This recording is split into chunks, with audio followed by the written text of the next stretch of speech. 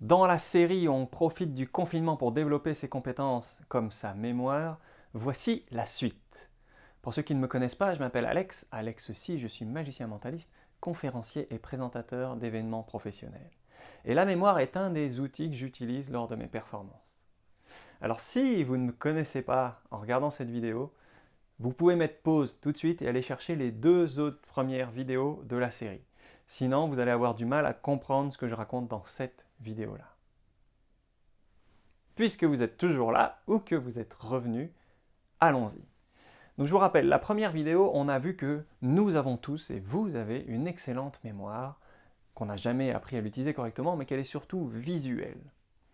Et dans la deuxième vidéo, on a parlé du processus de intention, attention, rétention, ce qui nous permet de bien mémoriser, de guider notre mémoire court terme ou une mémoire de travail dans le bon sens pour savoir quoi filtrer. Déjà, se respecter ce process, on l'a vu, ça nous permet de plus facilement mémoriser des choses, comme les prénoms. Non, on peut chercher à plus les répéter lorsqu'on discute, comme l'exemple que je vous avais donné la dernière fois. Bonjour, je m'appelle Alex. Alex, ah oui, comment ça s'écrit? Ah oui. Et puis, à chaque fois que vous aurez une phrase à donner, peut-être que vous pourrez placer le prénom, notamment à la fin. Bon, ben, je vous dis au revoir, à bientôt, Alex. Ça vous permet de répéter, de mieux ancrer, du coup, le prénom. Si on veut aller plus loin ou si on veut retenir des choses qui ne sont pas facilement, qui sont assez abstraites, qui ne sont pas facilement palpables, il va falloir associer les deux choses. Donc le processus intention, attention, rétention, donc poser son attention sur ce qu'on veut retenir, mais aussi utiliser le pouvoir et la puissance de la visualisation, puisque c'est ça qui fait que notre cerveau va plus facilement appréhender les choses. Donc pour des prénoms par exemple, alors certains prénoms comme Pierre font penser tout de suite à un objet. D'autres prénoms, pas du tout.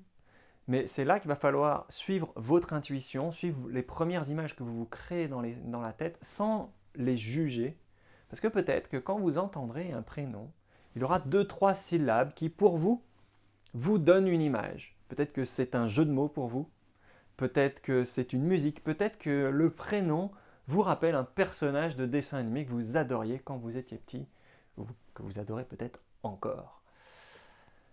Ça, c'est une des choses. Créer cette image-là et chercher à faire des associations d'images. Donc, encore une fois, pour le prénom, comment est-ce que vous allez pouvoir vous rappeler dans un mois que la personne que vous avez vue porte ce prénom-là? Il faut utiliser ce qui est le plus saillant chez la personne, c'est-à-dire le visage, qui va vous permettre de vous rappeler le prénom. Donc si vous faites une association d'images entre le visage de la personne et l'image que vous créez pour le prénom, vous faites une association qui va durer.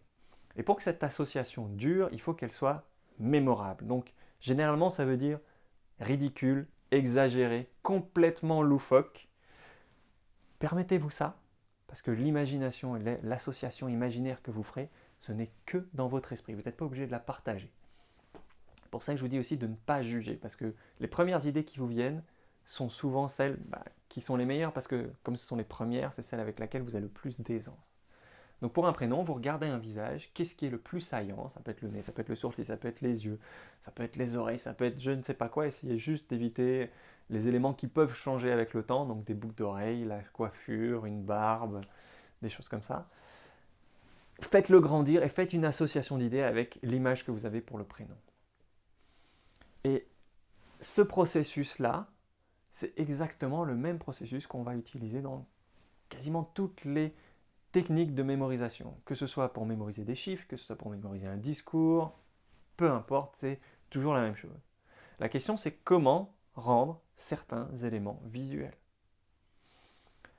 Si vous voulez mémoriser un jeu de cartes, il va falloir rendre chacune des cartes visuelles, au-delà du visuel qu'elle porte elle-même. Si vous voulez mémoriser des chiffres, alors il va falloir trouver une association qui vous parle. Alors là, je vous parle d'association visuelle parce que c'est là où notre cerveau est le plus fort, mais peut-être que vous auriez une autre inclinaison. Suite à la dernière vidéo, j'ai un ami, Nicolas, qui m'a dit que lui, il arrivait parfaitement ou très bien à retenir les chiffres et les nombres, mais parce que pour lui, les chiffres et les nombres, ça fait comme une musique. C'est loin d'être la technique de mémorisation qui est la plus enseignée ou la plus partagée, mais peu importe. c'était la première chose qui lui est venue, c'est ce qui était le plus aisé, le plus facile pour son cerveau, pour jongler avec cette donnée abstraite qui sont un chiffre.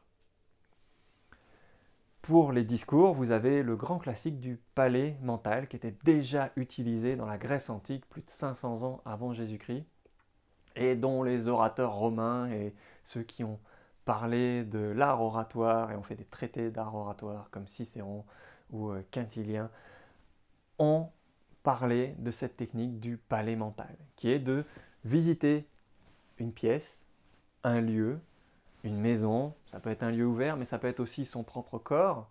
Donc se dire que ça c'est mon premier objet dans mon palais mental, ça mon deuxième, ça mon troisième, etc.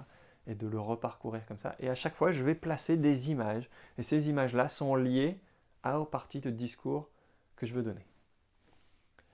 Pour revenir sur les chiffres, puisque généralement c'est la partie la plus complexe et celle qui nous sert le plus au quotidien, mémoriser un numéro de téléphone, mémoriser un chiffre, une somme à payer à quelqu'un, ou un montant que quelqu'un nous doit, même si généralement dans ce cas-là on est un peu plus précis. Il y a plusieurs manières de faire. Soit on peut grouper les chiffres et on va peut-être trouver des dates. Par exemple 1914-1918, c'est plus facile à retenir que 1914-1918. Pour nous, c'est une seule information. C'est en fait la date de la Première Guerre mondiale, 1914-1918. On le retient beaucoup plus facilement que les 8 chiffres qui sont ensemble. Donc pour retenir les chiffres, peut-être des fois on peut les grouper. On va trouver des dates, on va trouver des chiffres, des choses qui sont aisées pour nous, qui nous plaisent. Si vous êtes matheux, peut-être que vous allez retrouver le nombre pi, peut-être le nombre d'or, peut-être la suite de Fibonacci, ou une partie. Et déjà cette partie-là va vous aider plus facilement à retenir. Et si vous ne l'êtes pas, la meilleure solution, si vous n'en avez pas une comme mon ami Nicolas qui trouve les chiffres en musique, c'est d'utiliser un espèce de nouvel alphabet. Donc vous allez associer pour chaque chiffre quelque chose qui peut être visualisé. Donc par exemple, pour chaque chiffre, vous allez utiliser ou imaginer, vous allez associer un objet. Donc par exemple, au 0, vous allez associer l'image d'un 9, parce que ça ressemble à un 9, à un 0. Le 1, vous allez peut-être imaginer un bâton. Le 2, vous allez peut-être imaginer un serpent ou un cygne avec le long cou.